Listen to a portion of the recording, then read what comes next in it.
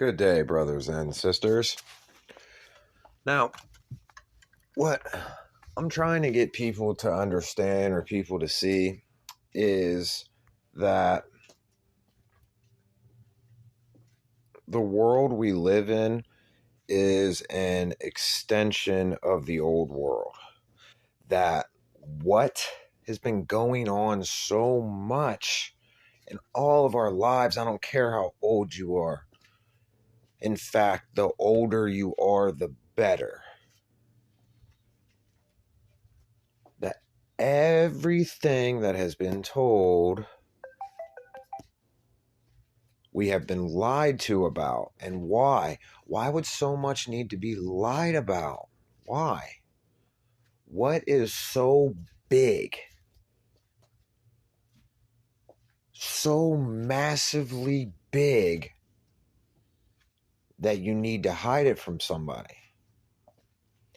Now, when you listen into my research, when you go out and do your own research, you come across the Tartarian lifestyle, the Tartarian world, Tartarian building, the structures, the layouts, how it was all over the place, and how people, the governments and stuff, how they destroyed it, and how all the wars and all these bombs that they created were only designed for one specific function only: to level that history, to change it. Now, why was it changed? What happened? What is so big that these people are going through all of this? Not even just going through all, but also repeating what was done before. So whenever you do Tartarian research, when you start realizing about larger people, because just like large people, brothers and sisters, there were small people too. Small people, large people, small people, large people. You can go to Maryland and Old Ellicott City, and you can see the little houses, the history behind them. Nobody knows. Oh, a bunch of midgets lived here. No, that is not what it is. It was just the known history is that there was small people here that lived here. I believe the houses are still there. When I go back to Maryland, I'll take you on a guided tour. But what? Again, the question goes, well, what are they trying to hide? You go do the research, brothers and sisters, you realize that there was people, okay? And out of nowhere, like the snap of a finger, they just disappeared.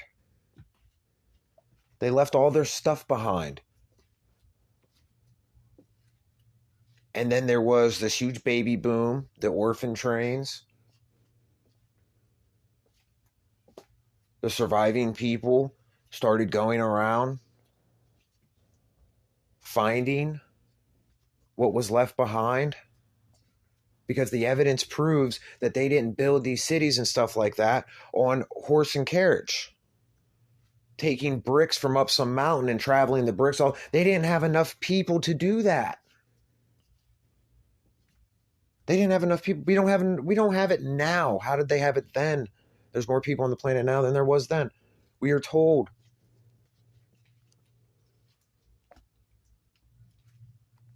that these primitive people built these massive structures. So what happened to those people? So understand, this was what, 300, no more than 400 years ago. A bunch of people disappeared. Nobody knows where they went. They just disappeared. And the ones that were left behind went out and found all this stuff. Now, how were they able? To fly and all that kind of stuff, travel? We know about balloons. Now, what I'm going to show you here in this video, what I'm going to show you in this video is something they're going to admit is something that goes on above us. There is a space in between where the dome is, where the highest level is. And then there's a space in between that where there is like literally what they call gravity. There is no gravity. You're pretty much just floating there. And then once you get out of that, that's when you start tumbling and falling to the ground. But you can get up to a spot up there where you can literally float around. They've been doing it for a long time. All the NASA cameras, all that footage and everything they have footage of what they call space is all CGI. It's an artist that makes the images from data, from zeros and ones, okay? And then there are other cameras and all that stuff. Where else are they fake? Because we should be getting billions of footage of the stars and of the sky, right? With all the stuff they have up there. But no, what do we have? The cameras are always facing down at the Earth. Always. That James Webb telescope that was floating through space. How is it floating through space, taking pictures of all this stuff, and then magically comes back into orbit for them to work on it? Come on now, that doesn't make any sense. Doesn't make any sense. Well, what I'm saying is that, brothers and sisters, this rapture, this physical rapture has already happened. And that we are living in a time where, we inherit what was left behind. And we're coming to a point to where these evil people, it's like their time is up. The biggest word I've gotten from the universe is Dismo. Now, with what I just said, let's watch this clip.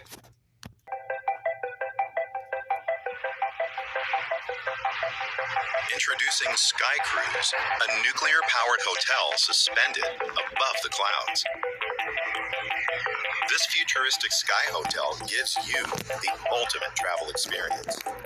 It's big enough to accommodate over 5,000 guests. Its sleek design combines the features of a commercial plane while offering the epitome of luxury. Sky Cruise features a big hall that offers a 360-degree view of your surroundings. Here, you get to enjoy the most breathtaking views of nature from above. An elevator connects the panoramic hall to the main entertainment deck. It allows you to easily shuttle between the two locations. The main entertainment deck is perfect for recreational activities. It features shopping malls, sports centers, swimming pools, restaurants, bars, playgrounds for children, theaters, and cinemas. There's also a separate section for organizing events and business meetings. And if you want to declare your love above the clouds, Sky Cruise's wedding halls give you and your partner, along with your guests, a unique, memorable experience. The floors of the main entertainment deck are connected via 2 external elevators that come with a great view. Each side of the Sky Cruise features 3 balconies or viewing domes that are perfect for a relaxing time.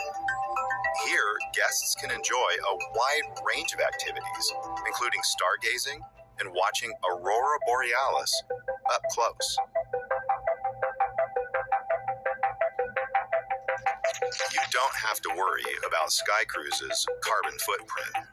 Its 20 electric engines are powered. Okay, now right here. Now they're about to talk about the engines, all the nuclear power and stuff. Go watch Iron Man, The Avengers. Iron Man, I think the first one, it could be the second one, where literally Tony Stark invented this engine that's free energy. It's it's free energy. It's like unlimited free energy. It operates by itself. It's on its own system. It's not connected to some grid. Now, the power grid was the Tartarian, the world before us. electricity and all that kind of stuff. That was the power lines and everything. Dude, it was already there. They already knew about it. Where do you think they come up with the stuff? Okay, then the nuclear power. This is where this nuclear power comes in. Apparently, this stuff is supposed to be new, and we're not supposed to even have it or something like that. But then again, they've been saying that they've been running this stuff, right? What is a nuclear power plant? Every fucking town has one, right? So think about it. If they're using the energy, okay, they take the energy from the air, they put it into these stations, and then they distribute it, and they figure out a way. And they figured out a way by distributing it to charge you for it. Remember I said money is slavery. The energy is already free. Now, there's other options that is off the grid, off of that air grid, where we have our technologies. This is not new technology, brothers and sisters. We've always had this. Let's watch some more. Solely by clean nuclear energy. A small nuclear reactor right there. That image right there is literally from Iron Man. That's literally from Iron Man. That's what he wears in his freaking chest. An arc reactor or whatever. Them movies ain't fantasies, brothers and sisters. Fantasy is real. Its highly controlled fusion reaction to provide the Sky Hotel with unlimited energy. Thanks to nuclear energy, the hotel never runs out of fuel and can remain suspended in the air for several years without ever touching the ground. With Sky Cruise, you do not need to worry about air turbulence. Its navigation systems feature a state-of-the-art command deck that uses artificial intelligence. Excuse me. I love this. Okay, other than the reactor, right? To the left, that kind of looks like looks like an eyeball, kind of. That's the reactor. And if you look again, we see more. Look at the screen. Look at the monitor showing the land. Is this big plane planning on circling a ball? No, it's not. It's not going to have to constantly work in curvature. Ask any pilot. Any airliner pilot will tell you no. We go in the sky, we fly in a straight line, and then we come down. There's no adjustments to curvature, none of that. And then there's a great map for you. That's a great map right there. That's what we live on, right there. Intelligence to predict air turbulence minutes before they happen. If any potential air turbulence is... But I believe it is still round. Like, I believe the crater, I think, is round, where, those two sides connect. I believe it's round. Those two sides would have to connect, possibly. And if it doesn't connect, then it just keeps on going.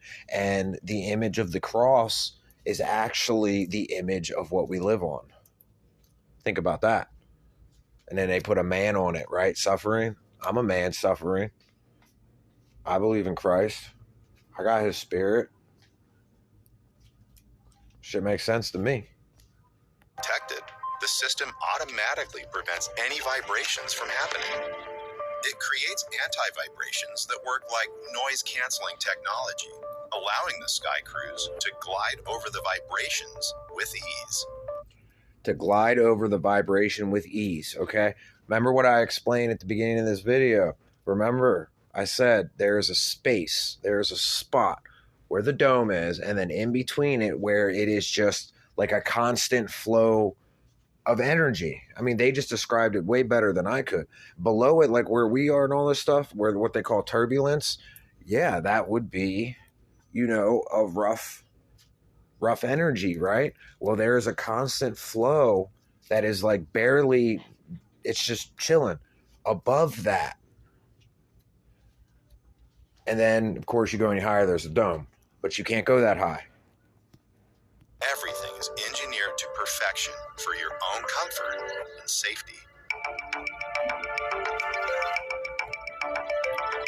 Say goodbye to jet lags, motion sickness, or the fear of flying. Sky Cruise has got you covered in case of any medical emergencies. The hotel features a facility equipped with the latest medical technology aimed to keep you safe, healthy, and fit so you can enjoy your journey without any disruptions. Living up there at that altitude in these bodies, brothers and sisters, is something these bodies cannot do. It's why they talk about, oh, you can't go up there. It's not just that our technologies and stuff can't go up there. It's our physical bodies here in this system with our sun and everything that we have. Why do you think it's all changing right now? Why do you think everything's changing and all this stuff? It's called what a lot of ancient alien theories and all them motherfuckers they talk about, all the fifth densities, they're going to say terraforming. They're terraforming. Okay, how can they be terraforming a Terrarium in an open system? A fifth density person will tell you they're terraforming. Okay, so if they're terraforming, then you believe in a dome. You believe in an enclosed system that can be manipulated, not an open system.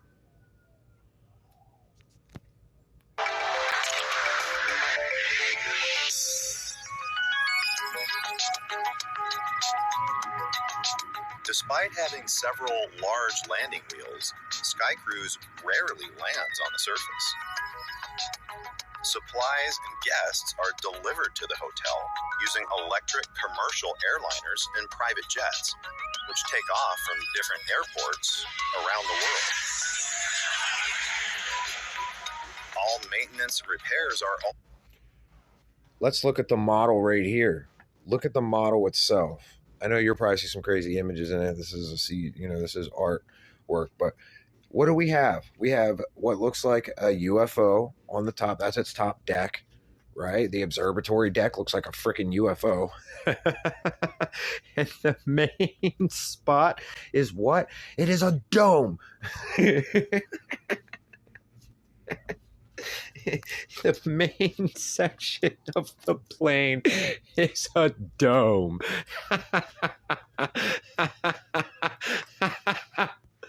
Also done. Let's see how many layers it has. The concept was originally designed by Tony Holmston and reimagined and animated by Hashim Al-Ghaili.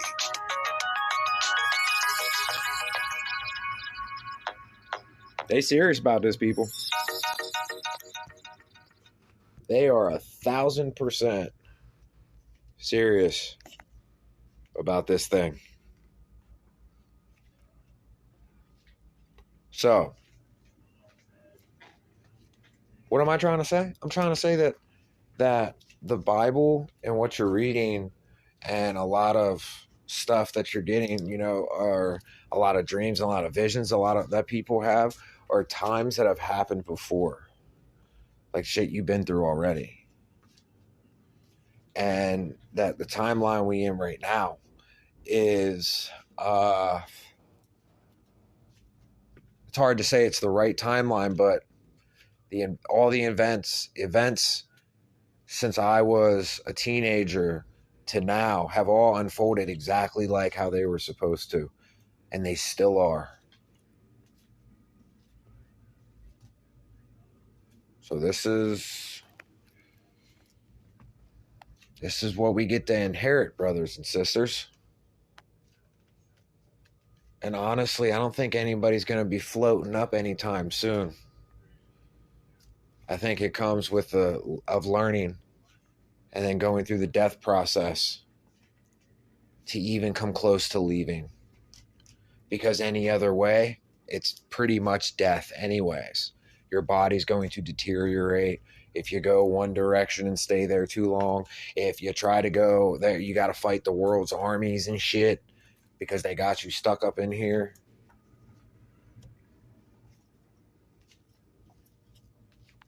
I know I just made the world a little smaller but bigger at the same time.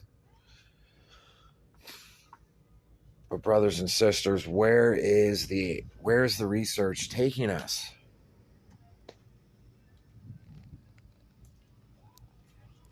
It's happened before. It can happen again. Still here. There's more.